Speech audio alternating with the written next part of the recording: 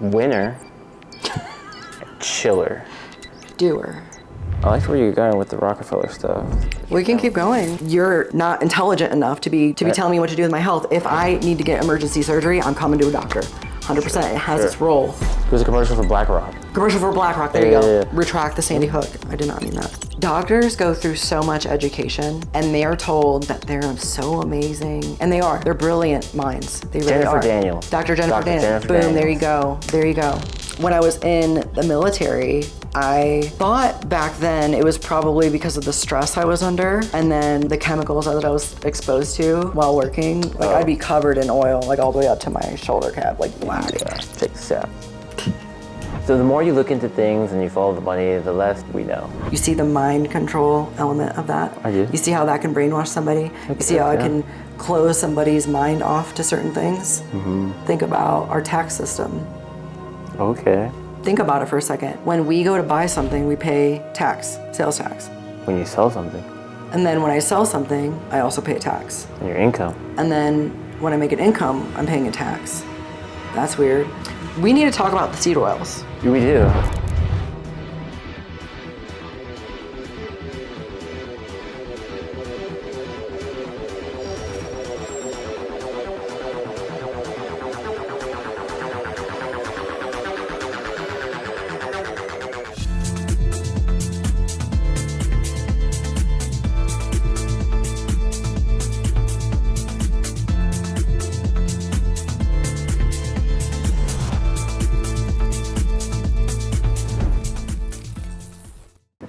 Welcome to Are No Limits, where there are no limits. Meaning you are free to say whatever you feel and compelled to say, free to cut or redact any bit of speech you want in post-production.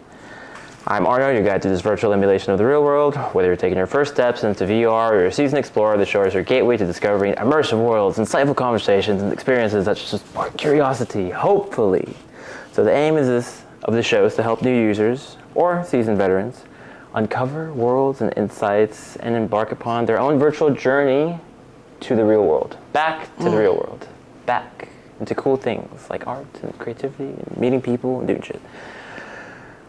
Today's episode, we are interviewing Miss Maranda Moon. Yay! Okay. Who's here? Did I not save? Okay, I didn't save your intro, but I can give you an intro. Maranda has a military career, holistic health practitioner, massage therapist, nutritionist, competitive bodybuilder, winner, chiller. Doer. And if you want to throw anything else in there, you can totally throw it in there. I was just rolling off of our previous conversation. Okay. I wanted to get to know the old school Maranda, the mindset that drove you into one, going to the military, and then two, making you pivot from the military, or, yeah. What made me join the military? Yeah. We'll start there. So I always wanted to leave Ohio from the very beginning. It was awful from the jump. So I just had a desire to leave just because of my current situation growing up. Like as a kid, it was like not very emotionally safe, you know? And I just felt like I was surrounded by small-minded people, and I just felt like I could create something more, and I didn't have to be a victim to my circumstance that I was born into. So I knew that I needed a big push and like something to like really like change me, because I was noticing that I was falling into the same patterns that my parents were having, and they were toxic. Like I could tell that their life was the way that it was because they were choosing to be a victim to their situation instead of taking responsibility and taking control and doing the hard work on themselves so that they can handle the hard work to, you know, elevate. And yeah, I don't know, my parents were just, they taught me a lot about what I should not do. And so that just kind of led me to feel like I needed to have a drastic change. And I wanted to leave Ohio because I didn't like the area. I just always dreamed about going to California. And very rural living, small town. Yeah, I grew up in a really small town. So the first like 11 years or so till the 6th grade, I think, I was in a small town called Bloomville, Ohio. And Shout out Glenville. yeah, Bloomtucky they call it. Bloomtucky. Bloomtucky. Yeah, because it's just like in the middle of nowhere. Oh. And there's less than 1,000 people now that live there, dang. and it's like a drive-through town. It's got like one stop light. Dang, You know, everybody super dipped. small. Hmm. Wow. Yeah, well, they tore down the elementary school, and then they just kind of had no reason to stay. You know what I mean? You just want to get away. Yeah, it was rough. So Bloomtucky, first 11 years, and then my mom got a divorce, and we went to move in with my stepdad, who lived in a farmhouse outside of town for the rest of my days until I was 19. And it was like just kind of like a really old farmhouse, you know, Were you doing just farm like stuff? a constant work in progress, huh? Were you doing farm stuff? Yeah, we had cows and we had nice. chickens. I never really fucked with the chickens. That wasn't my responsibility. But the cows. So I'll be honest there. I didn't fuck with them chickens at all. But you were a cowgirl? I was a cow. Damn, I didn't know this about you. I literally showed What? cows for a couple years at the fair. Damn, Yeah. you're legit cowgirl. I'm descendants of cowboys. Yeah. But like, Yeah. I haven't really done much beyond feed and maybe give a couple vaccines. Oh gosh. I helped a birth. That was once. Yeah. See, well, that's enough. That's Yeah. good. That's good. Got a little well, dirty. Well, it's crazy. Is like I didn't do a ton of like farm stuff at my house with my mom, but I did way more farm stuff when I would have to visit my dad every other weekend because they divorced when I was 2. I had no idea. Oh, listen, you're a dog. fucking farmer. Wait till I tell you about my dad's side of the family. Shit, Hear it, yeah, shit gets let's go. crazy. Okay. Yeah, we could talk about cults and stuff. Oh wow, this Yeah. explains so much. No wonder you're so different. Yeah, no wonder I have split personality disorder. No wonder we hang out, dude. No wonder we click. Yeah, dude. Like minds. Yeah, I subjected to so much trauma. Oh yeah, dude. Yeah, So it's you the went best from, way to bond. You went from farm life, cult, to military. Well, he wasn't actively like in a cult. Like he didn't live in like a freaking unit or anything, but like it was a small unit. Huh. So I didn't realize that it was like any cultish behavior until I got older. I just thought he was like a fucking asshole, you know? I just thought he was just super judgy and just like all of the things that go along with the dark side of religious people. You know, the people that are like trying to live exactly the way God wants them to because they're so fearful that if they don't, then something's going to happen to them Right. in the afterlife. So they live a freaking mundane, fear- lame life. The fear of Now, judgment. ooh, lame. But he just like he started working with this guy after his brother started working with this guy on this farm or whatever as a farmhand. And so my uncle introduces my dad to this man, and this guy is like brainwashed by this cult called Brother Branham. That sounds niche as fuck. Yeah, it's not one of the bigger cults, but it exists, and a lot of people are subjected to it. So I don't really use this term lightly. Like I don't just throw misogynist out there, like all the, you know, the group that we all know that we shall not say. Yeah. You know what they believe. I'm just kidding. Right. Reminds of Ribrard.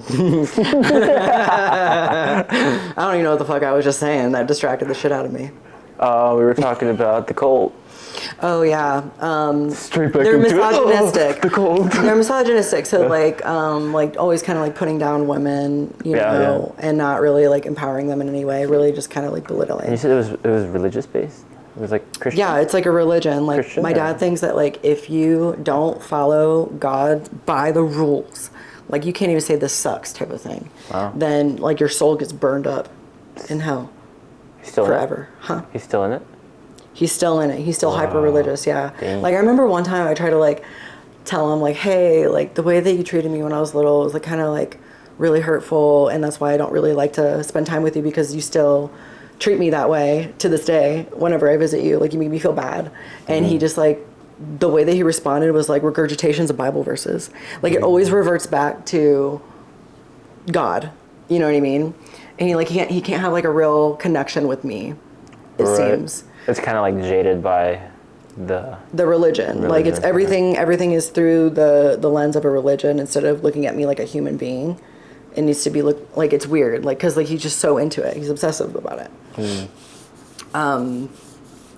But I don't even know why I was talking about my dad in the first place, right? Oh, because just the way that I grew up, right? Right? Okay, yeah. So like I was dealing with that on the weekends. Okay. So this is where I think I have a weird, or I think this is where this trait develops, is having to be one person around a certain group of people and then having to be another person around another group of people, or also consequences. So like my mom was like super chill. I could cuss, I could do what I want, I could go out, hang out with people and do whatever, you know. And she was funny, you know, you could make sexual jokes or whatever. And on my dad's side, like you had to be like prim, proper, and like don't speak unless spoken to kind of thing. And then like all of your all of your dreams were like shitted on, because like anything outside of like being like a nurse or something, like a homemaker, is like unacceptable, you know, for work. And just stark contrast, and just getting like used to being in my home life, and then being there with my dad for like 3 days, like every couple of weeks, was just such a it like threw you off kilter. And like you have to be really careful about like what you said and like how you acted, because you had to be a different person. It's probably like a constant self-analysis and like double thinking. Yes. So like it actually creates a lot of like limiting beliefs living that way. And then feeling like you're not safe to express your emotions. So like for a long time, my nervous system was dysregulated, and that's why like my cortisol is where it's at today. Like I did some lab testing, and like my cortisol is completely like flatlined, and that's because I went through several years of just being in a constant state of stress. Oh shit. Yeah. Oh, how did you pivot from chaotic living? On a serious tangent. You just really wanted to go into discipline. It's like that's what I imagined. Yeah. Like it was a pendulum shift. Like okay. Yeah, let's get back on track here. Jesus, we were a mile away. No. In a distant land. We were building up to it, because it's like I'm trying to understand. I don't know many girls. Okay, well that actually is an element of it. So like my dad being the way that he was, like always telling me that I was unathletic and that like all of my dreams were shit, made me live out of spite and just go on this endeavor to like prove him wrong. So like I left to go to the military without even telling my dad. And he found out like halfway through that I was in boot camp, because my sister told him, and I hadn't invited him to the graduation because he never supported me.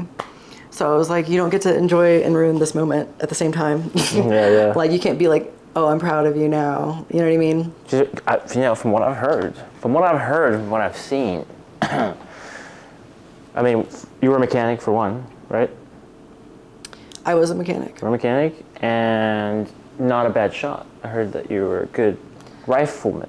Yeah, I was expert rifle, expert pistol. Rifle was 3 times I've had that, or 4 times. I'm pretty sure it was 3. We bought 3 pistols. You want to go shooting? Huh? We brought 3 pistols. You want to go shooting? Pistols? Oh. We can go shoot. There's actually a really good range south of here. 2 357s and a 9mm. Yeah. I want to get a Beretta. That'd be sick. Shotgun. Dang. This guy was showing me, the guy at the gun shop, because we were checking him out. Okay. He was showing us him shooting it, and just the way that it like is just a very fantastic machine. Yeah. Yeah. We should go shooting. We should go shooting at some point. Yeah. Oh, just like, it was energizing, you know? Energizing?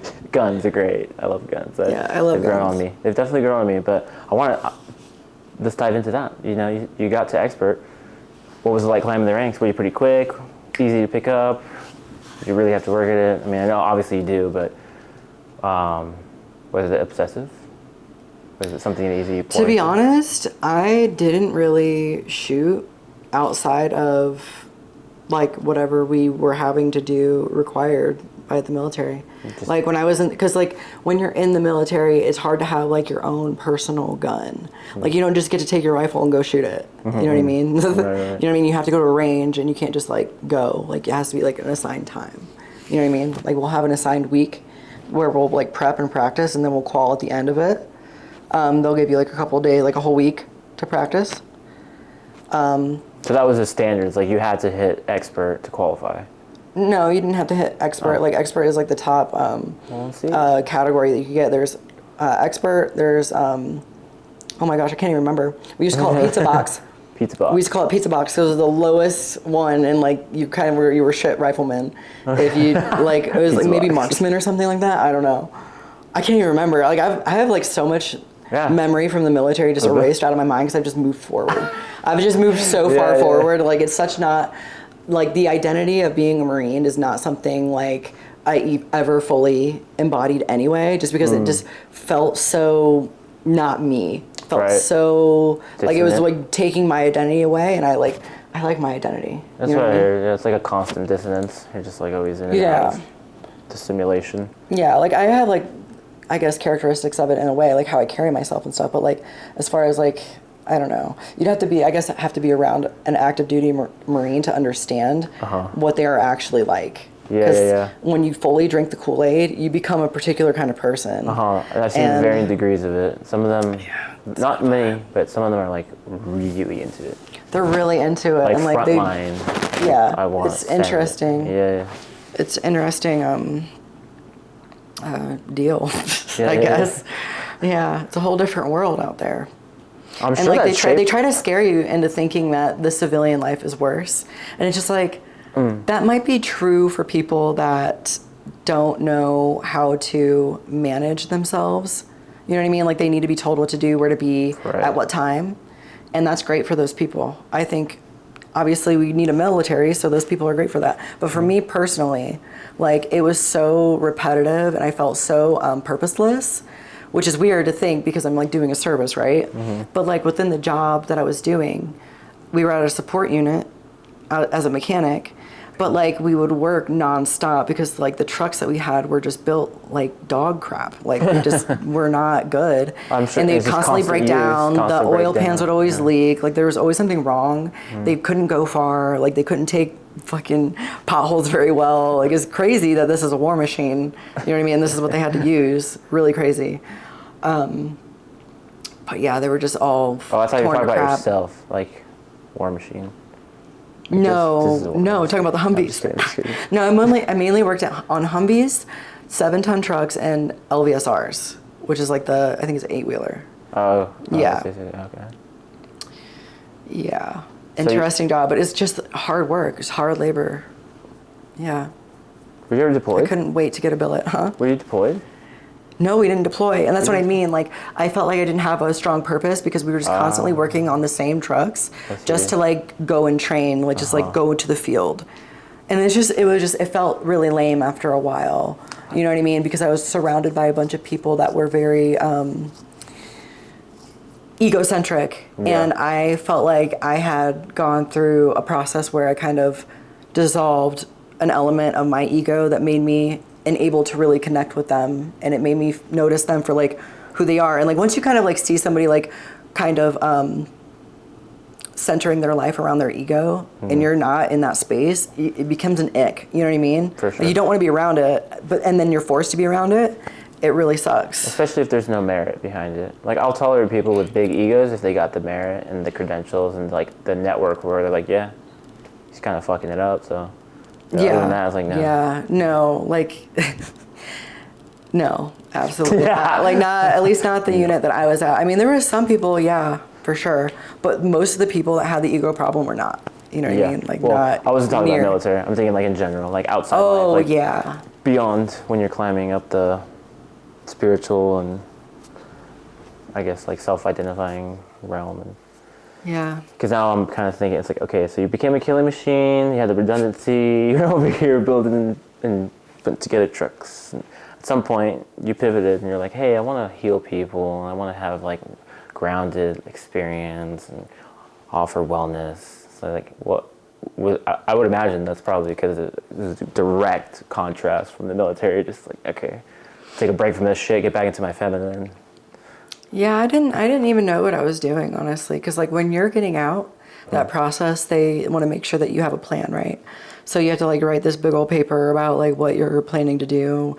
And I said that I was just going to be like a financial advisor because I was like, they're going to respect that. But I had no idea what I was really going to do. You know, I just wanted out, and I just wanted to be able to get my expression back because I felt like that was robbed from me.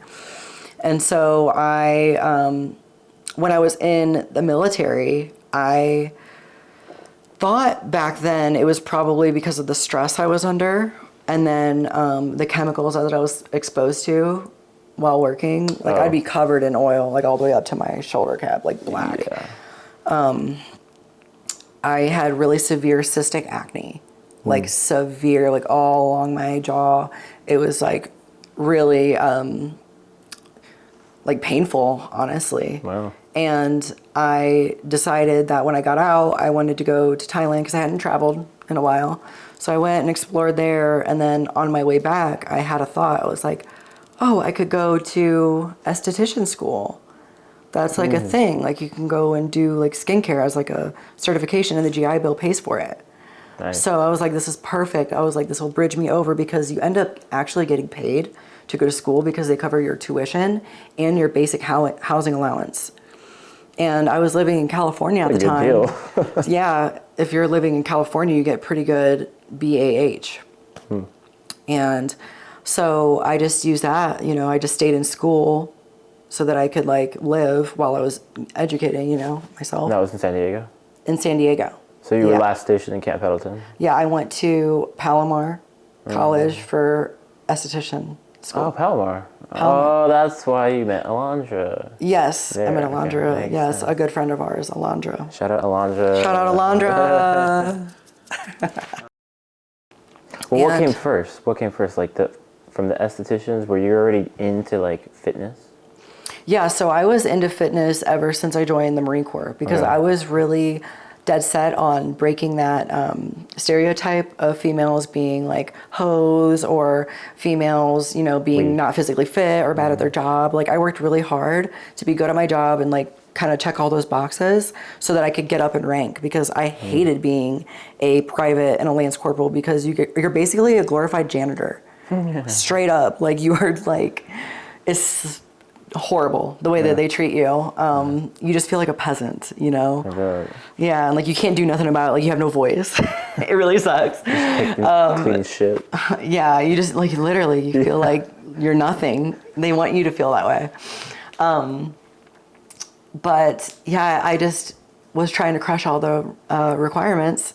And I ended up doing so well in school that I got meritoriously promoted out of school. So I already had like a edge on the people that I was in with. And then I ended up getting the rank of sergeant at my 3-year mark. So that's actually pretty fast in the realm of ascension. Yeah. And part of that was I mean, people have fitness? done it faster, but like that's really fast to get it faster than 3 years. Is that part of It that? depends on your MOS. But usually most people pick up sergeant within like 4 to 5 years. Sometimes 3.5 years. Really quick. Yeah. Is there a jasmine flower in here? Like what? That's jasmine? I don't think that's jasmine. That's a Dracania. It smells very similar to jasmine. It's so pleasant. Yeah. I thought this was a fake plant. This is a real ass plant. When you were wiping, and I just was waxed like, it. For the content. For the content. For the effects. So you were into the fitness. I assume that was part of why you were easily promoted. You had like all the checks. Yeah, like I worked really hard to be good. Right. You know?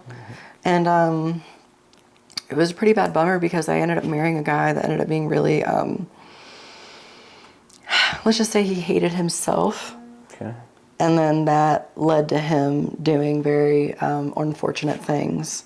And he was just very like mentally abusive. And then it just ended up going south very fast after the marriage. And like there's a thing in the military, like don't get married because if you get a divorce, it's just very frowned upon. I see. But we got married anyway, and then I divorced like 6 months into it because it got real crazy. Oh, shit. And he was like, has a narcissistic personality disorder because he went through a lot of trauma as a child. And he ended up like trying, like a part of what narcissists do is that if they feel like they're losing control over you, they will ruin your reputation and control everybody else's perception of you. Ooh. Yeah, I know a few of those. Yes, so that's a real thing. So like he went to like the farthest limits to ruin my reputation while I was in. So like he had gotten out already. Oh, fuck. But like he knew everybody at my unit. Oh, so he was like spreading rumors about me and like telling all these lies, and like meanwhile he's harassing me and threatening me daily, calling me hundreds of times, like literally like threatening me. What year was this? 2017. But like into your career, into the military career, like Third year. third year. Okay. Yeah, so I'm like, yeah. Or 2.5 years in. 2.5 years in, this is all going down. And then I just go through like hell with this guy because he's like so emotionally abusive, and I'm just very weak at that time emotionally. And so like I had never been in a situation like that before. You know what I mean? I didn't realize what it was until he had forced me to go get therapy because I was the problem. Damn. And that's when I learned he was a narcissist. Ultimate gaslight. Like literally the ultimate gaslighter. It was crazy. You're over there trying to fix your problems. Yeah. And what was unfortunate is like I'm a sergeant at this point, you know, and I just like my reputation gets just ruined, gets wrecked, you know, because this guy. And then like I just couldn't wait to get out at that point. I was just so ready to live my life outside of it. Yeah. And I was just like, I just want to be around good people, you know, and I want to do something with my life, and I want to be a healer because I know I have like good healing energy. So that's what made me want to get out and kind of work with people in that way, like help people heal their skin, because that was a big painful thing for me. And I also want to learn about how to heal my own, you know? So it went esthetician, Palomar, then... Yep. And then after esthetician school, I went to personal training school. Okay, nice. And got NASM certified. Yeah, I remember Alonzo telling me that you were like in a couple things. She's like, oh yeah, she does this. And I was like, damn, this chick sounds busy. Yeah. So I went to aesthetics, and then I went to personal training school, and then I went to holistic health practitioner school. That's right. Which is like half massage and then half like herbal, advanced herbal. Healing hands? Healing hands. That's right, yeah. I had a friend School that of went Holistic Health. Escondido, California. It was actually beautiful, and I really enjoyed everybody there. Everybody was just super sweet and kind. The school itself is very run down. Is it like the facility? Yeah, the facility is very like, they haven't updated it since like the 70s, it feels like. Shout out to Escondido. Yeah, they have not updated it at all. But the education was great. Nice. Yeah. So you got the education, and then you pretty much started up pulling together clients, getting the well, essentially I wanted to go to that school because they had herbalism, and I wanted to learn how to help people heal their skin from the inside out. Oh. You know what I mean? Because I understood that, like, for me, that it wasn't about topicals that I was putting on my face. It was about how I was treating my body and what I was eating and the chemicals that I was using on my hair and my body, you know? So you did do the herbalism? I did take the herbalism class. I didn't know you were herbalist. Yeah. Nice. Took advanced herbalist. Check. I don't know how much I remember about it because I haven't. There's a lot to know, like so much to know about plants. For sure. Like it's overwhelming. It's like trying to learn astrology. You know. Yeah. So some of it, like I would have to look like back to a reference book, but like, yeah, there's a lot of good information within herbalism. You can do a lot more than you'd think. Have you used a decent amount on your clients, like out here? Yeah, like a lot of people that have severe cystic acne, I have them do like a burdock root tea. Nice. Consistently. Oh, shit. It's so good at cleansing the liver and the kidneys. I think more specifically the kidneys. But that helps you clear out whatever toxins are being pushed out through your skin. I had this weird theory. I thought like one day, I was like, this is a weird thought, but have you ever noticed how morbidly obese people kind of have a really beautiful glass skin, like beautiful clear skin? Yeah, I have noticed that. You ever notice that? I'm like, what the fuck is up with that? And I was like, you know what? I'm going to ask ChatGPT. I'm like, is it possible that some people just excrete their toxins through their skin. Like that's their chosen pathway. You know what I mean? Versus the obese person where they, instead of pushing through their skin, it gets immediately stored into a fat cell. And it said, yes, basically, like that theory is correct. Interesting. So what, you got to put more gains on? Huh? You got to put more gains on to avoid excreting too many toxins? Obviously, avoid the toxins, but like... Avoid the if you're toxins. trying to detox, I imagine it could be like a repercussion if you do it abruptly, depending on what you're using. Doing a detox, it could do what? It could like come out abruptly from your skin or something, and then maybe leave like abrasions if you like push out too much too fast. Yeah, like say like if there are other detox pathways that are clogged. So say like the detox pathway of your colon, like say you're constipated, certain toxins that need to be bound by fat soluble neutralizers, they need to be excreted through the colon, the pathway is to go through the skin next. Right. If that pathway is blocked. So you want to make sure that that pathway is clear so that it doesn't do that once you start targeting those toxins.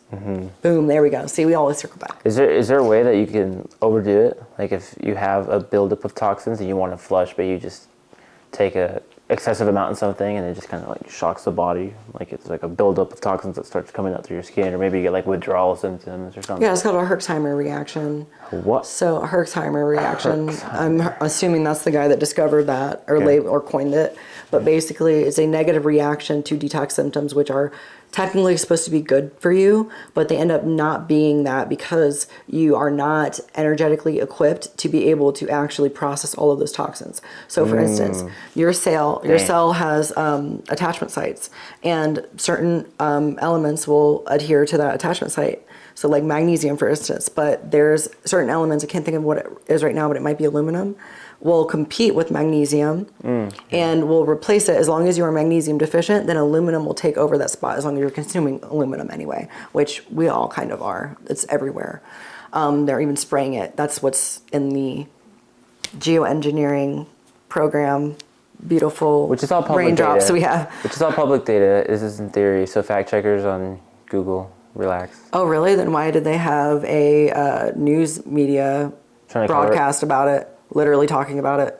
That's what I'm saying. It's like if they try to censor us for it, it's like this is already out there. I'm just quoting from the news media that I witnessed. That is supposed to be factual, right? The news is supposed to be factual, right? That's what I thought. Yeah. Anyway, back on track. Back on the sauce of the herbology. Yeah. Whoa, is that the AC? Oh, cool. A little atmospheric pressure. Yeah. From going into herbology, starting to take on clients, when did you pivot to, I'm going to start competitive bodybuilding?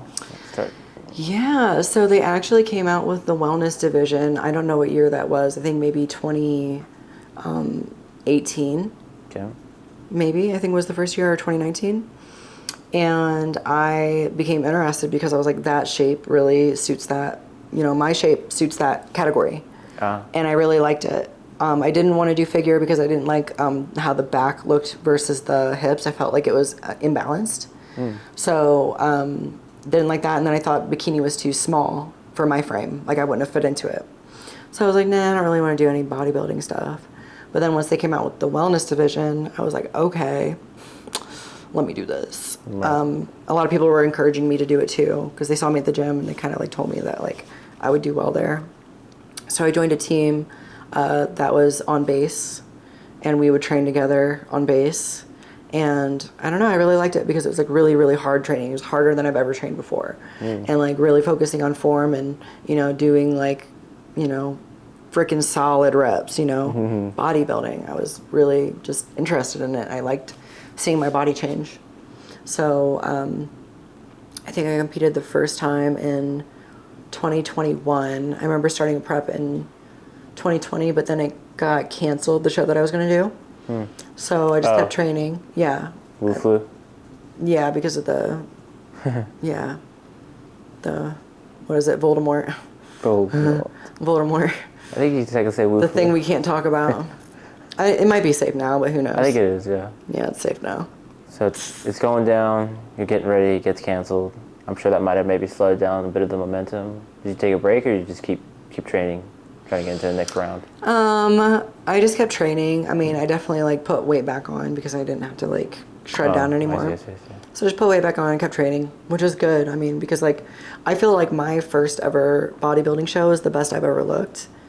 Yeah, because that must be hard to mentally deal with when you're in the next but listen, see, and I didn't realize this, and this is part of the reason why I got into the space I'm in now, is because of my own health issues.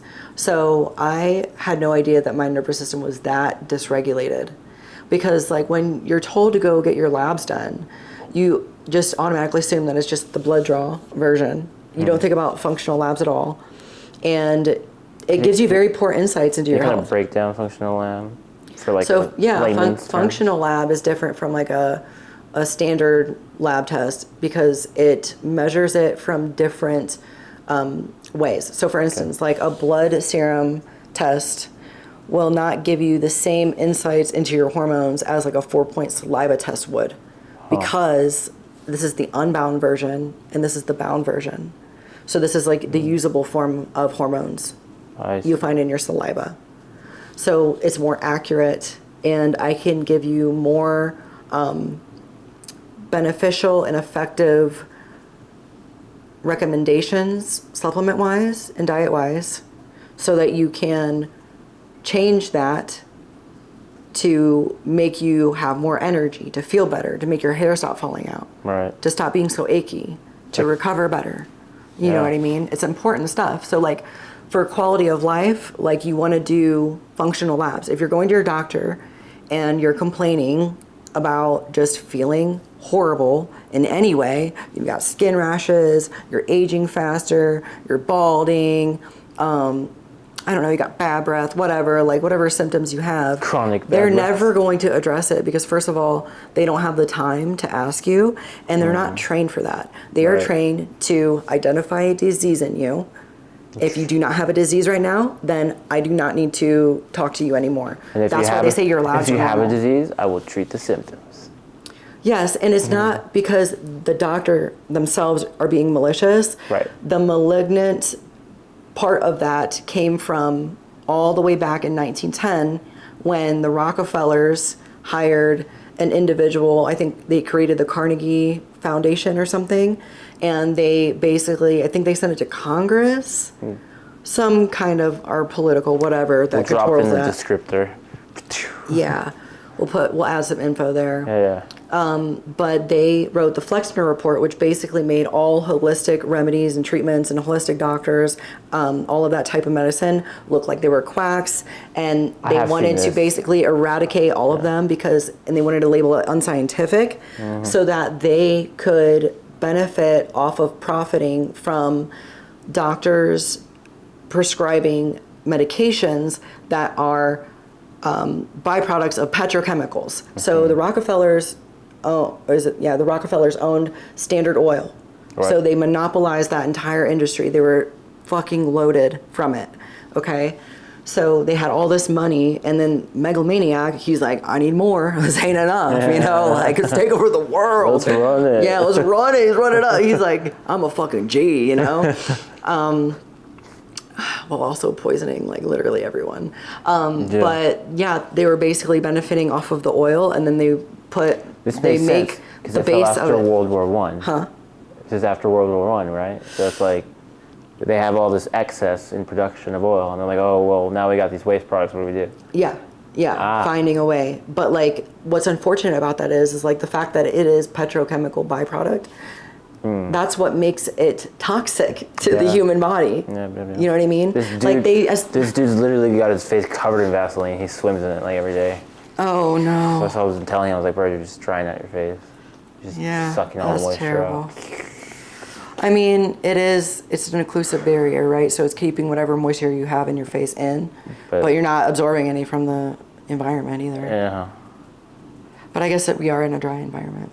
It is pretty fucked. I've been wearing chapstick, and I never wear chapstick. Feels a little gay, to be honest. It's okay. That was a good topic, though. I like it, yeah. I think we could probably even go a little deeper into that one. I liked where you're going with the Rockefeller stuff. We can keep going. Yeah, what else you got in that sphere of thought? I'm feeling it. Yeah, so they basically funded all of these medical schools. So they eradicated all of these schools, these holistic schools, and they reduced the amount of schools down to just a few so that they can control it better. And they wanted all of the education to be like this scientific method, Right. which the scientific method is simply identify disease, administer drugs. Identify disease, administer drugs. There is no holistic treatment. You get on the drug that gives you the side effect so that you can get on more drugs, but it keeps you alive just enough to make it through, though your quality of life is significantly reduced. But it's a great business model. It's the most amazing business model. This man is a businessman, and it makes sense. It's genius. It makes sense why our medical system is the way that it is, Right. and it needs reform, and that's a big reason why I'm working on the things that I'm working on. Yeah, let's talk about that. Do you have some sauce you can share when it comes to the general logistics of your passion projects? Yeah, we won't get into the depths of it, but Sure. essentially we are going to innovate the intake process at our hospitals for whenever an individual is going to the hospital for a routine checkup or they have complaints about their quality of life. Say they have chronic pain. Maybe they have a gastrointestinal disorder like Crohn's or IBS. Ugh, those are What the if they have a thyroid condition or diabetes? Any of these individuals that enter the health space will be addressed in a way that instead of them getting put on high blood pressure medication or high cholesterol medication, or like statin drugs, whatever, instead of them being treated in that way, they will be addressed in a functional way that prevents them from, one, getting on a medication that is very hard to come off of and may cause you to end up being on more medications later while also suffering still, not getting any better. Yeah. It will save money for our medical system, and it will essentially like speed up the wait times, because the first place that I want to target would be the VA, because so many veterans give up on getting help because the help takes so long. Right. That's horrible. It's horrible. Like, I just booked an appointment for like a mental health thing, and they had booked me 2.5 months out Dang. for the first appointment just to see my primary care doctor. And then after I see my primary, then I see the psychiatrist. And then that's even longer out until I see, you know what I mean? You know, I definitely started to piece it together more. It's like I'm starting to understand your journey and then the skill stacking that you did to kind of like complement your progression. What's insane is looking back, every single thing that I've done is an essential part that I needed to do. Yeah. Like for a while, I was kind of hard on myself because I felt like I kept changing careers. Right. Same And here. I felt like I couldn't stick with anything. here. Like I would lose interest. But now looking back on it, everything I've done was so that I could create what I'm creating now. And the other thing that I'm starting to piece together too, as I like, one, wanted to build the story, understand more of your progression, kind of paint the narrative, but I also see that you are spiritually, mentally, like personally invested because you had to learn how to deal with all these things. Yes, literally. Like I went through severe gut issues. Like I was an IBS girly, I'll admit. It was not a fun time of my life. And Yeah, I know I someone that had it for so Crohn's. many years. I knew someone that had Crohn's, she was fucked. Crohn's is terrible. Yeah. And sometimes it's actually a parasite thing. And that's what people don't realize. And that's why when they go to their gastroenterologist, they will miss that. And they will misdiagnose them, and they'll put them on this medication that doesn't really help. It just suppresses the symptoms. It never heals the issue, which is parasites or some kind of toxin buildup or some kind of bile flow Which regulation. usually the same remedies will treat all of the above because it's like a different type of compound that's a little more aggressive. Whether it be plant matter or I don't know, whatever it is that you guys recommend. Yeah, for Crohn's. Well, it would have to be... Or just for parasites or detox. Oh, yeah, Parasites, yeah. detox, yeah. Yeah. Did you ever try that little hack that I told you about, that old slave trick? The castor oil one? Yeah. And the pine tree thing? Yeah. Or what is it called? Turpentine. Yeah, oh my God. But like 100% pine gum spirit turpentine. Yes, I did. You did? Yes, I Nice. did. And I will never do it again. Oh, yeah. I gave you some. I'm doing it never that way again. Because, like, honestly, every time aggressive. Listen, It's one aggressive. time that freaking stuff spilled in my car. Oh, yeah. And now every time I smell that smell, I gag a little. It's a pretty gnarly psychological thing. Like, I'll never forget it. Because Ooh, it gives you a chill. It scars me every time I do it. Every time I do it, I know I'm going to feel better, but I have the same, like, hyperstimulation of, like, ooh, pine. And then it becomes burping pine, and then you're just, like, shitting pine for hours, and then you just smell it, and then you're tasting it, and you're burping it, and you're just like, oh, my God. Now, I never forced my clients to do this, but when I was at the beginning when I was doing that, I was like, you guys can choose to do this when you're ready to, like when I prep you enough. Like, you offered them that? I said that they can choose to do it if they want to. Cause Did I turn you on to that? Huh? Did I turn you on to that? Yeah, I think you told me about that, or did I tell you about that? I don't remember. No. I remember researching it quite a bit. I saw a documentary a long time ago. No, you were telling me about the lady. Yes, you did tell me that because it was a podcast. Yes. Oh, Yes. She's the like lady that moved to Puerto Rico? Somewhere out there, yeah. Oh, shit. I really want to remember Costa her Rica, name. one of the two. It's a great watch. It's I can't remember her name. Danielle or something? Yes. Something like that. I don't know. We'll link it. It's a great watch. Yeah, it is a really good She got one. her medical license revoked. Yes, because she was healing people and she wasn't administering enough pharmaceutical drugs. She was under quota, and she got her license revoked, and she eventually started feeling like societally, emotionally, personally attacked, so she just left the country. Yeah, like essentially super self-exile. Smart woman. Right, and then she started that clinic, and it's just booming. Yeah. She's killing it. And she's healing people, and every doctor has an opportunity to do that. And what's unfortunate is that doctors go through so much education, and they are told that they're so amazing, and they are. They're brilliant minds. They really Jennifer are. Daniels. Dr. Jennifer Daniels. Boom, there you go. There you go. But what troubles me is that they become great memorizers and not great problem solvers. You understand? If they were great problem solvers, they wouldn't continue doing what they are doing. Right. They wouldn't be administering drugs like they are, because they would see that the doctor or their patients that come in are getting sicker and sicker, getting on more and more medications, and they're not healing. And they don't look well. You know what I mean? How could you see your patients like that, watch them get worse, you know what I mean, and just manage their illness? That's pretty. And then at the same time, they get so much education that they grow almost like this ego about it, that they feel like they don't need to learn anymore. So when a client comes in and says, hey, I think I might have this because I'm having these symptoms, and then you tell them, don't confuse your Google search with my degree. Right. You know what I'm saying? Well, don't confuse like me living with my chronic condition for 10 years. Yeah, and you don't really know anything about nutrition, really. Like the fact that you don't know anything about nutrition tells me that you really don't know much, because nutrition impacts our entire system. Our cells are dependent on the things that we put in our mouths. So if you don't realize that the food that we eat, you don't realize that that can cause disease, you're not intelligent enough to be telling me what to, you know what I'm saying? Right. To be telling me what to do with my health. If I need to get emergency surgery, I'm coming to a doctor. 100%. Sure, it has its role.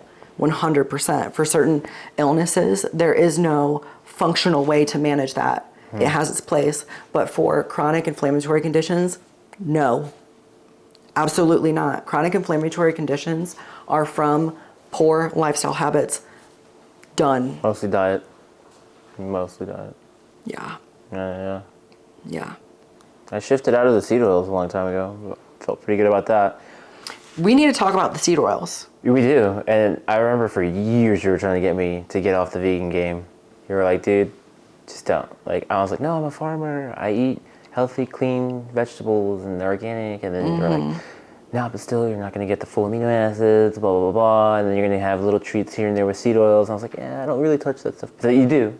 You do eventually, because if you're eating on the go, it's just bullshit. Yeah. Processed food, and it's popular everywhere. Yeah. What really screwed me over, or really like set it in my brain that it was a psyop is we were traveling through Europe, access to some of the freshest and most pure quality farm goods from that side of the world. Yeah. And then we're popping into restaurants trying to ask for vegan shit and getting the crappiest food in some of the best cities for food in the world. And we're just getting ripped off left and right, tourist trap, left and right, vegan, boom.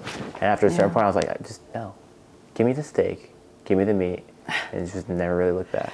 And this is the unfortunate thing about the vegans, because they are so emotionally charged. They can't have a intelligent conversation with you. Like, I'm not attacking you for telling you that your vegan diet is not the best choice. Like, I just want to let you know that, like, hey, I understand that for you it may be a noble thing because you don't want to harm any animals. I get that. But, like, you are literally being self-sacrificial at that point. If that is what you want to choose to do, then okay, I'm not judging you. Right. But I'm telling you right now, you are sacrificing your quality of life, the length of your life. You are subjecting yourself to worse injuries. So, like, if you, like, you'll break bones faster. Your teeth will start to fall apart and demineralize faster. I started seeing it, dude. I was losing a lot of weight. Like, my hair started graying. And you just, like, feel soft, right? Yeah. I mean, there's no density. No matter to it. how much I worked out, it was so hard to, like, feel like blood pumped into my muscles. Yeah. Yeah. Like, you need that muscle tissue from animals. And like, what they're not understanding is that there is it's like this, what is the cycle of life, like in the animal kingdom, right? Like, we will eventually be in the ground, and then we will be eaten by mold and mushrooms, and we'll decay, and then we'll turn into life once again. It's a cycle. And we have to accept that. The reality of it is that we are the apex predator, you know what I mean? And we are capable of hunting and eating that food, and it has been proven to be beneficial for our health. People in optimal health eat meat. I want to also give the other perspective too, which is like the hard thing to negotiate with spiritual vegans, which is, you know, the compassion and the compassion aspect of it. Right. They want to diminish the amount of carbon that they're putting into the atmosphere, or consumption. That is a myth. Right. Or consumption into the world's resources, right? They want to just limit their take. They want to be able to... Yeah, well then buy a whole cow and freeze it, and then you'll feed your family for a year, and let that just be the one cow that you eat. And go to a farmer that pet that cow every day and told him he loved it, and it lived the best life, and then one day he heard a pop and that was it. You know what I mean? Yeah. Like, that is the best life. I want every vegan to go and follow Nature is Metal right now. Yeah, and I want you to watch good. how animals die in the wild. I want you to watch that. I would love to watch you release these cows straight from, you know, freaking Fairlife Farms, and watch how they get attacked out in the wild. Right. And watch them die. Here's the point that I wanted to make, though. You don't want that. For the compassionate vegans, it's like, if you're so invested, if you have a vested interest to protect the place, the home in which you have it, which is the earth, to the point where you will be self-sacrificial, and you're not even doing it at an optimized, you know, quality of life where your works or your relationships or the engagement that you have with the world is positively affected, then it's like, what's the point of even living? You know, it's like, you could be optimizing your health, being a steward of the world, regenerating soil, like farming quality raised animals. Be a regenerative farmer, really make a change. It could take be the cows from Fairlife, buy them from Fairlife, start a regenerative farm. And it's like, you know, I think that's an extreme, but you know what I mean? It's a scarcity mindset thing. It's like, oh, there's not enough in the world, so we have to cut back. It's like, no, there's plenty. You just have to learn how to optimize and output better results. Yes.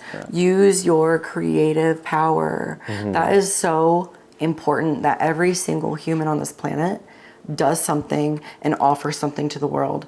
Because a lack of creativity is literally depression. That's why we are facing what we're facing right now. Is because so many people are stuck with their face glued to a screen, and they are creating nothing. They are only consuming, and they're not even getting sunlight. And that is like a requirement for your body to function optimally. You need to get sun on your skin every day. Every day. At least 20 minutes. First thing in the morning is best, but before noon mandatory. If you want to be an optimal human being, if you want to live a mediocre life and feel like mildly like shit all the time, then don't do that. Who cares? If you're just here for a good time and not for a long time, and you don't care about constantly feeling like shit, like you feel like you have to slam 10 monsters to get through the day, and like you have to like creak out of bed because you're so achy and feel gross, right. Or like you have some kind of like GI issue now where like you're shitting your fucking brains out every time you go eat a meal out, like go for it. But like if you want to be an optimal human being and feel good and have fun and like not have to worry about that crap, then yeah, make some changes. You know what I mean?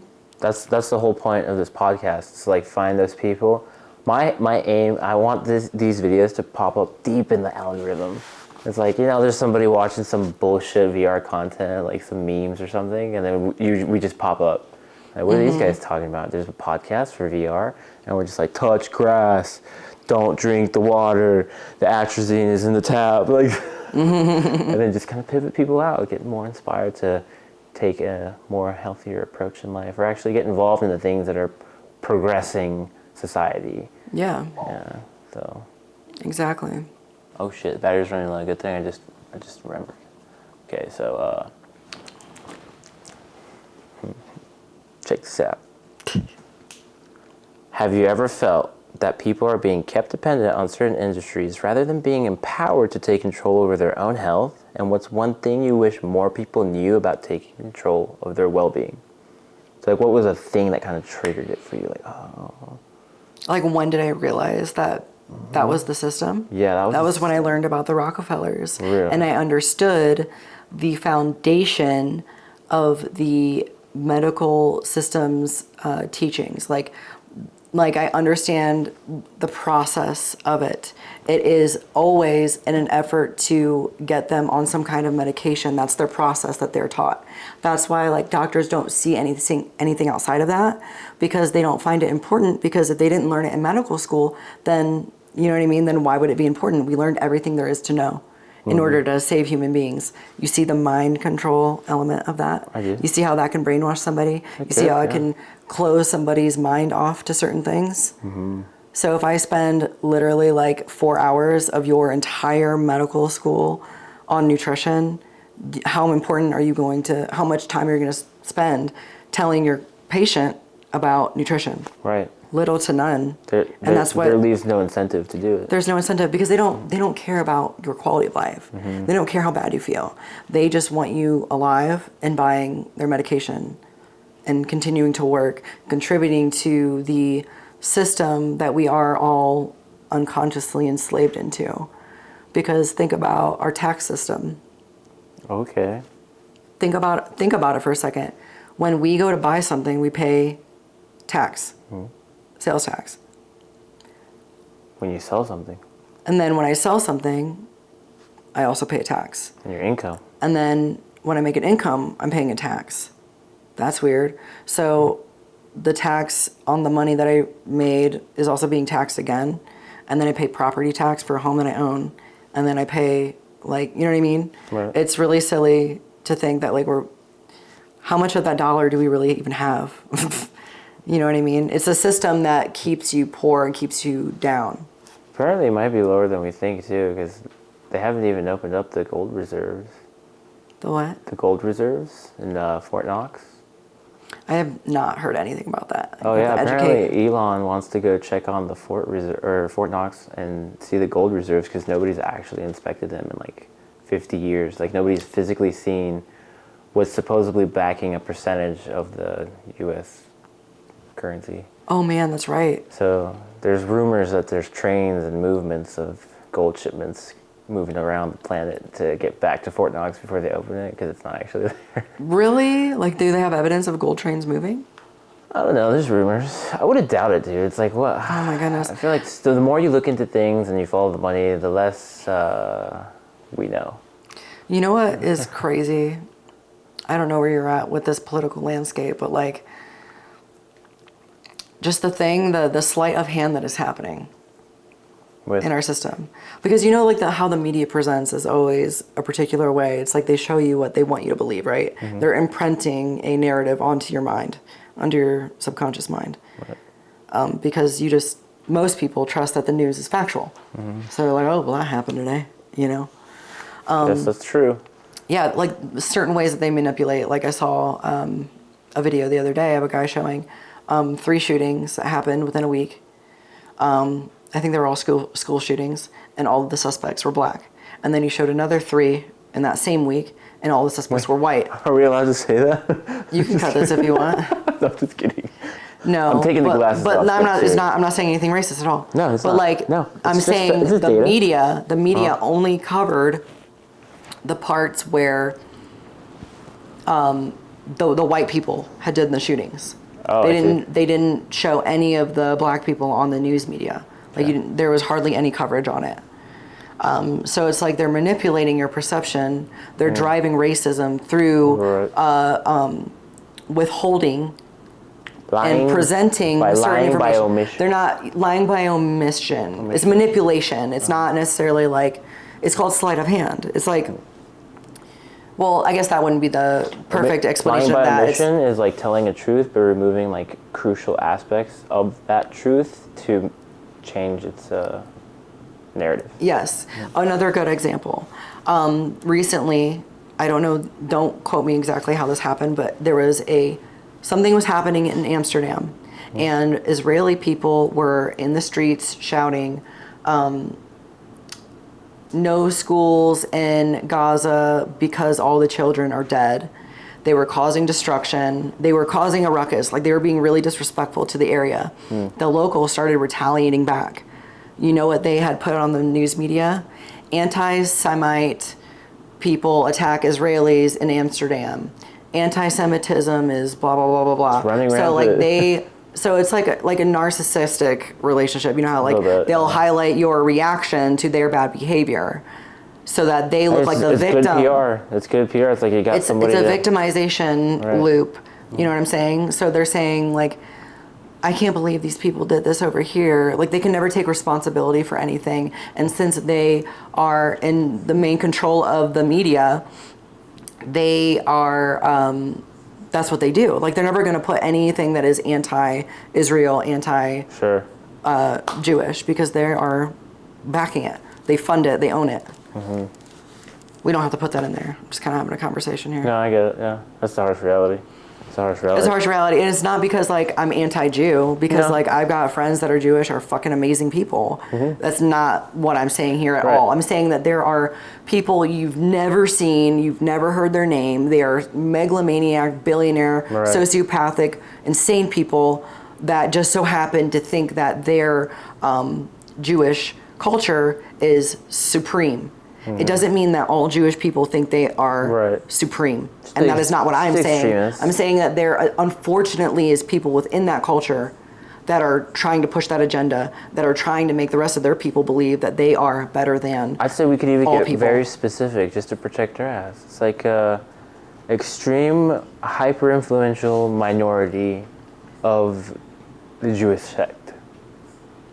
Just like there's a minority. It's like KKK. Exactly. You know what I mean? There's an extreme hyper-influential minority of globalists that have massive influence within the government via lobbying. Yes. And it's like we're getting hit from all angles. And what's unfortunate is that they also own the banking system. They own basically every like economical, structure. Yeah. And they've like monopolized it, okay? And that's why they've infiltrated every area of our life, and like we're not really able to like break out of the system because like we're like almost dependent on it. You know what I mean? It's hard not to have to be in the system. You know, just because there's layers to it. There's layers to it. And just like for example, like you try to come out against the CIA. They are affiliated. They're deeply webbed into the CIA because they use that as a way to control us. The last person that spoke out openly against the CIA got shot. He was our president. Yeah. So the last guy that tried to fight against them pretty unfazed died. Oh. I thought you meant Trump. No. No. I mean, we haven't proven that yet, but I feel like it's going to come out in a couple of years. We're like, yeah, it was CIA. Oops. That whole scenario is strange, and I'm not... We can go into that too. Down to go down that rabbit hole right now. I've been down it, and I was just like, this is getting really weird. It's really odd. It's really odd. Really odd. Yeah. Yeah, tracking cell phones, commercials. Yeah, and the fact that he was in the Sandy Hook thing, or no, wait, no, it was a commercial. It was a commercial for BlackRock. Commercial for BlackRock. There you go. Retract the Sandy Hook. I did not mean that. Oops. There is some weird stuff with Sandy Hook though, because like they keep using people like victims from that and other crises. This is exactly crisis actor. This is exactly what's the lawsuit that Alex Jones is facing right now for talking about this specific conspiracy. Really? This is what cost him like billions of dollars. So this one will probably cut from the Sandy podcast. Hook? Yeah, that one was the one that fucked him. That was the one, like, once he reported that, the lawsuits came family after family after family. Like, I don't know if they're real or not, but like they came, and that's what's pretty much shifted him from being InfoWars to the Alex Jones Network. He had to like pivot all of his structure, the corporate structure, the paperwork, the taxes, everything, because of that. That story has been eating him alive since like 2019. Whoa. So if we mention it, we're probably going to get absolutely obliterated and fucked in court. Oh, is that because he was wrong about Sandy Hook? He said something wrong, right? He was saying the same fucking thing. He was saying the same fucking thing. The exact same thing, which I looked into that too, and I was like, okay. But they were trying to say that he was wrong, right? Like he said something wrong. He said that the families involved had like other crisis events that they were a part of, and they were like the same photos. Yeah. And then they came after him like, that's a lie. These are victims, lawsuit, damages, suffering, billions of dollars. Billions. Welcome to the big leagues. I had no idea that. Welcome to the big leagues. You're fucking around in dangerous territory. Oh, yeah. We'll retract it. Or maybe we could just leave it on Rumble. People like to fuck around on Rumble. Rumble's lit. I don't know if you fuck around with Rumble.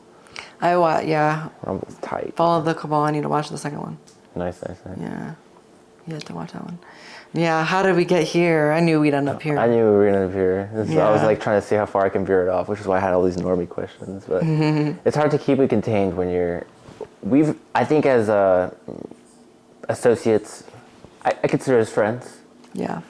We've seen the changes the last couple of years, and we've been like at a certain level of perception that is, not as common for most people that are just in the flow.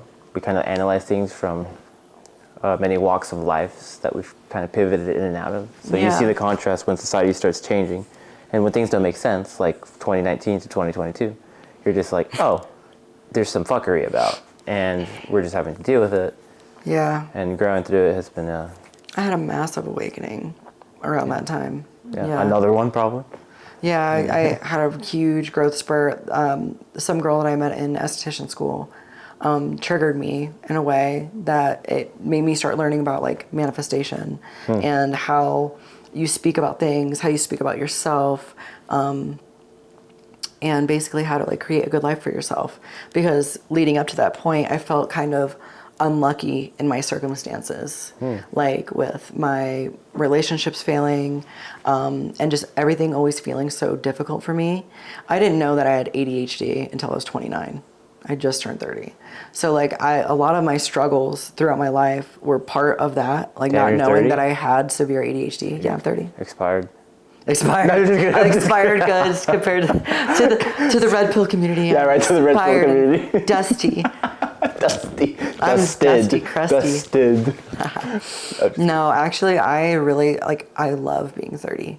Yeah, and I feel like all of those years, like my earlier 20s was just struggle and pain and suffering and working through a lot of trauma and overcoming so much like PTSD and anxiety and, trying to find myself after losing myself in relationships and, facing abuse and things like that. Like, it's a lot to overcome. I feel like that's a lot of the 20s is just like you really just start losing yourself and you're just like, all right, how do I find myself? If you have like a big mission, I feel like it's important that you go through a lot of pain and suffering because 100%. The more pain, the more impact you're going to have later on because you're going to have a way stronger purpose. Right. You've been through things. Especially if you're doing good and you've been through a lot of pain, that means you probably had to figure out problem solving on another level. Exactly.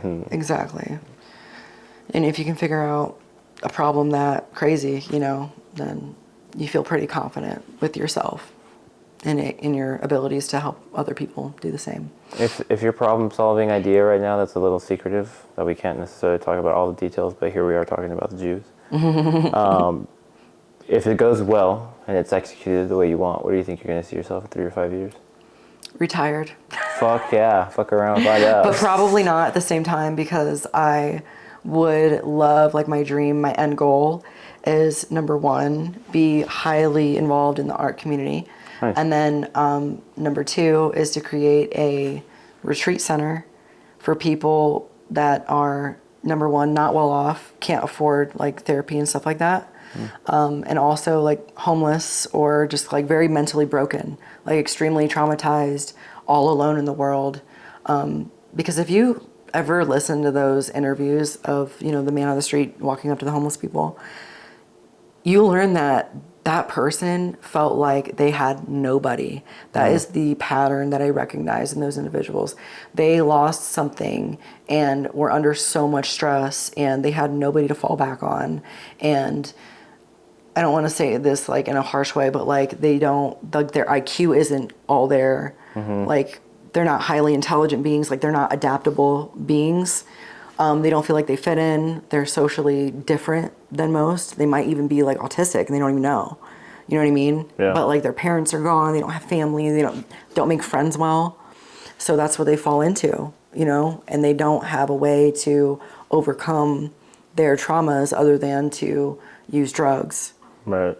And to just kind of dissociate and exit and just get away from the pain, you know? And like I have so much compassion for people that are homeless. It's just because sometimes you just need help. Yeah. And sometimes the way that you get help is asking for help, and they don't even know how to ask for help because nobody's been there for them, you know? Or they feel like they've already burned every bridge. Yeah, or they feel ashamed because they messed up in life. They want to hide from the world. Yeah, it's like I already got myself so deep There's so into many this. layers to it, and nobody pays attention to it. They just think this is an idiot, you know, addict. That's what I saw the most out of every homeless person I've ever talked to. They had gotten so deep into mistakes that their shame made them believe that they were irredeemable. Yes. Even when there were people trying to help them, they were too either far gone with drugs and mental health that it was just not possible. Yeah. Yeah. But yeah, like my goal is to like make a part of that, like a system that actually helps homeless people in a real way, not just giving them needles to shoot up with and free freaking rubber bands, you know. You pin them down, steal some of their blood and their saliva, run it through the AI, be like, bro, we got you. We got you. Yeah, we got a program for you. No, but like basically like helping them realize that they are a human being that can contribute to society. So helping them like tap into their, like identify their talents and their skills and bring purpose back into their life and help them process that shame out. Like it could be via the arts. Yeah. Via the art, bringing beauty into their life, making them feel like they are accepted. I actually authored an event that was tailored to promote that type of wellness in communities in general, and like homeless people were allowed to come. It was in a low-income part of town, which is what we targeted. So it wasn't for the homeless, but it was like meant to be a community developer because the area was just so bad. Yeah. Across the board, like businesses were suffering, people are low income, lots of homelessness, and we just showed up and I brought about, I think it was like 6 farmers, like 6 different organizations and their people, and then they were teaching classes about like their ethical farming practices, like what they're doing with the community. And it was a rotation of food, art, and artists of all kind, like wire rappers, painters, dancers, musicians, and music. The M was also for movement too, because there was also a guy doing like stretches and stuff and breathing exercises. And it was great because we got it funded by the university. We like put it all together with a grant. We knew some girl that was on the seat of like whatever board, and she hired me out to call the farmers and hire the musicians. And I was like, oh, I got people.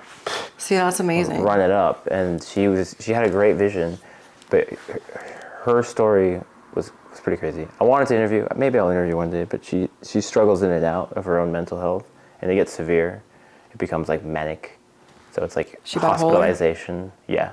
She has to be medicated or else that will turn into schizophrenia. It does. And like it reminded me a lot of my brother. But like when I had first met her, she was in a stride of like killing it. Like finished school, masters, boyfriend, got a dog, car, putting together events, finding community, trying to promote wellness. And I was like, damn, this girl's killing it. And she went like 5150 for a couple years, and she's back in life and integration. I was like, dude, that's hope.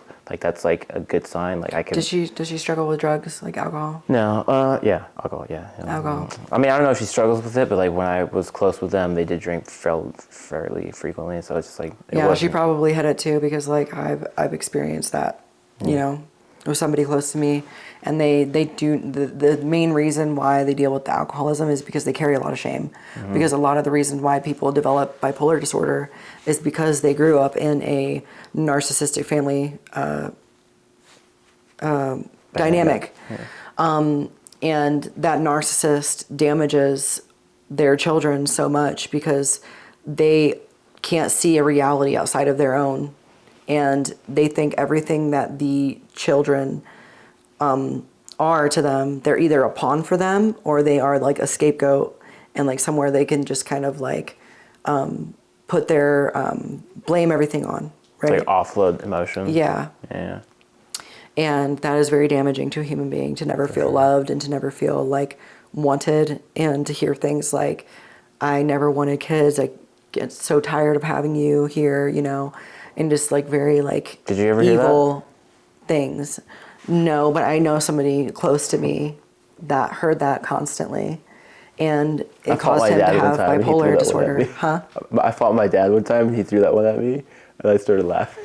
Threw what at you? He was like, you should, I was like, I would have, like, I forget what it was. It was like, you shouldn't be bored, or like, you should have been the one that went through all this shit, like, not my other son. And I was just like, bro, it's too late. Like, you just gave me so much, like, ammo now. Like, well, it's not, I'm here. Like, oh my gosh. I was just like, bro, you can't, that's the weakest. Like, no. I thought it was funny. That's funny.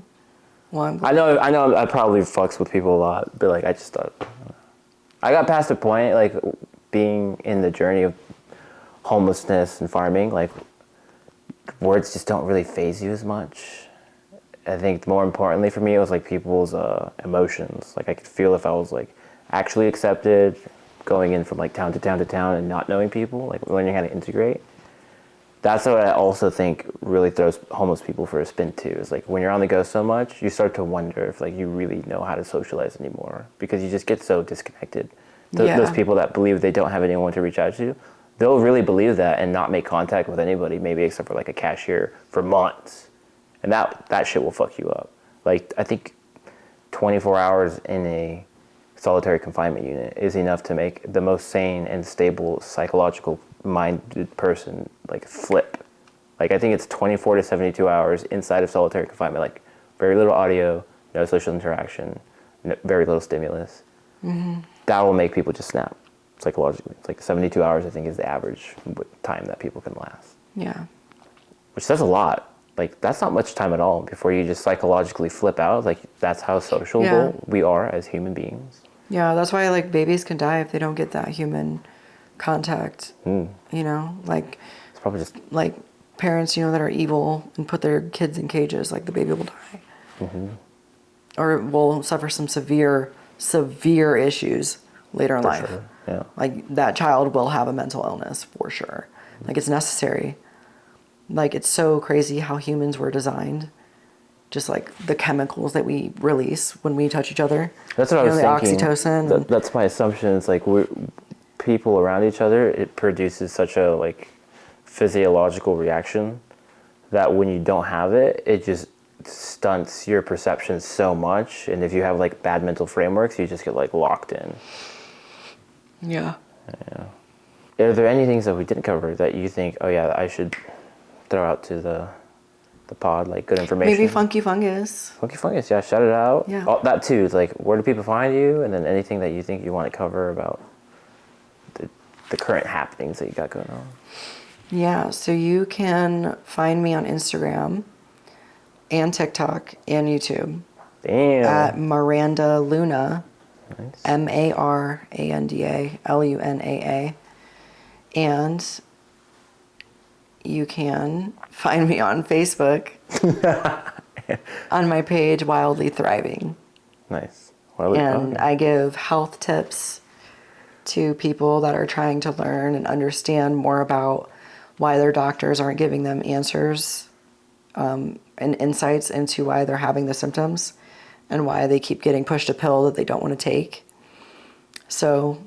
And that's where you've been like working with your clients or finding your clients. Yeah, I help clients adapt their lifestyle so that they can live a better quality of life. My programs are people that want to age gracefully, that want to maybe reverse some aging, that want to look really good. They want to have nice skin. They want to have nice hair. They're just really into self-care. Mm-hmm. They're really into feeling good. Biohacking? Is that like a thing? Biohacking is an element that I use. It's not required. You don't have to do any biohacking stuff. But if you've got the money, you can buy an infrared sauna, sure. Yeah. Of course. Some neurotropics. Yeah. I help people do detoxes after breast implant removal. I help people do parasite cleansing. Yeah, liver flushing. I help people overcome skin disorders. Any kind of chronic inflammatory condition I could help you with if you're willing to change things in your lifestyle. If you're not willing to change your lifestyle, then I won't work for you. Go to the medical doctor and get a pill. A pill for your ill, and then continue to feel your symptoms, and then just continue to look worse and worse, Essentially get fucked. Yeah. No, not like get fucked, but like you don't have to get fucked. But I will say you will not improve very much if you don't make changes to the things that are causing you to feel unwell. There you have it. Okay. All right. Yeah. Well, this was another episode of On Our Limits with Maranda Luna. You know where to find her. Like, share, subscribe, and don't forget that in this life there are no limits. Gotcha. Thank you.